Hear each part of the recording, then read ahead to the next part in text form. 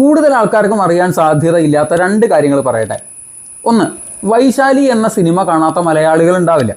ഋഷ്യശൃംഗൻ്റെ കഥ പറയുന്നത് മഹാഭാരതത്തിലാണെങ്കിലും വൈശാലി യഥാർത്ഥത്തിൽ പുരാണത്തിലുള്ള ഒരു കഥാപാത്രമാണോ?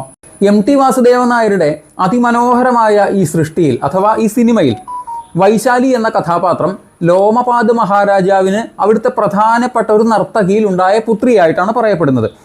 എന്നാൽ പുരാണത്തിൽ ഇങ്ങനെ ഒരു കഥാപാത്രമേ ഇല്ല. നമ്മളെപ്പോഴും പുരാണ കഥകളുമായി ബന്ധപ്പെട്ട സിനിമകളാണ് എന്ന് വിശ്വസിച്ച് കാണുമ്പോൾ പുരാണത്തിൽ എന്താണ് പറയുന്നത് എന്നതിനേക്കാൾ കൂടുതൽ വിശ്വസിക്കുക സിനിമയിൽ വരുന്ന കാര്യങ്ങളാണ്. പക്ഷേ പുരാണത്തിൽ ഇങ്ങനെ ഒരു കഥാപാത്രമില്ല എന്നുള്ളത് പലർക്കും അറിയില്ല. സിനിമയിൽ വൈശാലിയും ഋഷ്യശൃംഗനും തമ്മിൽ ഗാഠമായ പ്രണയത്തിലൊക്കെ ആവുന്നുണ്ട്. ശേഷം രാജ്യത്ത് മഴയൊക്കെ പെയ്തു കഴിഞ്ഞപ്പോൾ എല്ലാവരും വൈശാലിയെ മറക്കുന്നു. മുനികുമാരന് രാജാവിൻ്റെ പുത്രിയെ വിവാഹം ചെയ്തു കൊടുക്കുന്നു. അധികാരത്തിൻ്റെ ക്രൂരത കൊണ്ട് കാര്യം കഴിഞ്ഞപ്പോൾ തെരുവിലേക്ക് തള്ളിക്കളയപ്പെട്ട് ഒരു വേശ്യയ്ക്ക് തുല്യമാക്കി മാറ്റിയ വൈശാലിയുടെ സങ്കടമാണ്, അവളുടെ അവസ്ഥയാണ് MT നമ്മളോട് പറഞ്ഞത്. സ്വന്തം വൈഭവം കൊണ്ട് കാൽപ്പനികതയിലൂടെ വൈശാലിയെ അനശ്വരമാക്കിയ MTക്ക് മുമ്പിൽ നമസ്കരിച്ചുകൊണ്ട് രണ്ടാമത്തെ വിഷയത്തിലേക്ക് കടക്കട്ടെ. സിനിമയിൽ ഋഷ്യശൃംഗൻ വിവാഹം ചെയ്യുന്നത് ഈ ലോമപാദ് മഹാരാജാവിൻ്റെ പുത്രിയെ തന്നെയാണ്. അത് സത്യം തന്നെയാണ്, പുരാണത്തിലും അങ്ങനെ തന്നെയാണ്. പക്ഷേ ഈ ലോമപാദ് മഹാരാജാവിൻ്റെ പുത്രി ആരാണ് എന്ന് നിങ്ങൾക്കറിയോ? പുരാണത്തിൽ ആ പുത്രിയുടെ പേരാണ് ശാന്ത. ഈ ശാന്ത ആരാണ് എന്നുള്ളതാണ് ഏറ്റവും പ്രധാനപ്പെട്ട വിഷയം. സാക്ഷാൽ ശ്രീരാമചന്ദ്രസ്വാമിയുടെ സഹോദരിയാണ് ശാന്ത.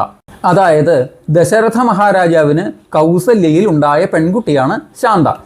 ശ്രീരാമ ലക്ഷ്മണ ഭരത ശത്രുഘ്നന്മാരുണ്ടാകുന്നതിന് മുൻപേ, അതായത് കുറേ കാലം മുൻപേ കൗസല്യയിൽ ഉണ്ടായ പെൺകുട്ടിയാണ് ശാന്ത. തൻ്റെ സുഹൃത്തായ അംഗരാജാവ് ലോമപാദിന് കുട്ടികളില്ലാത്തതുകൊണ്ട് ഈ ദശരഥ മഹാരാജാവ് ദത്തുപുത്രിയായി ലോമപാദ് മഹാരാജാവിന് കൊടുത്ത പെൺകുട്ടിയാണ് ശാന്ത. ആ ശാന്ത വളർന്നു വലുതായി.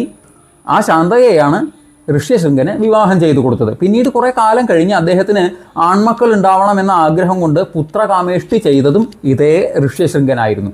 ശ്രീരാമചന്ദ്രസ്വാമിക്കൊരു പെങ്ങളുണ്ട് അല്ലെങ്കിൽ സഹോദരിയുണ്ട് എന്നുള്ളത് ഭൂരിഭാഗം പേർക്കും അറിയാത്ത കാര്യമാണ്. അപ്പോൾ പറഞ്ഞു വന്ന രണ്ട് കാര്യങ്ങൾ: ഒന്ന്, വൈശാലി എന്ന കഥാപാത്രം തികച്ചും സാങ്കല്പികം അല്ലെങ്കിൽ കാൽപ്പനികം ആണ്. രണ്ട്, ശ്രീരാമചന്ദ്രസ്വാമിയുടെ സഹോദരിയായിട്ടുള്ള ശാന്തയെ ആണ് ഋഷ്യശൃംഗൻ വിവാഹം ചെയ്തത്.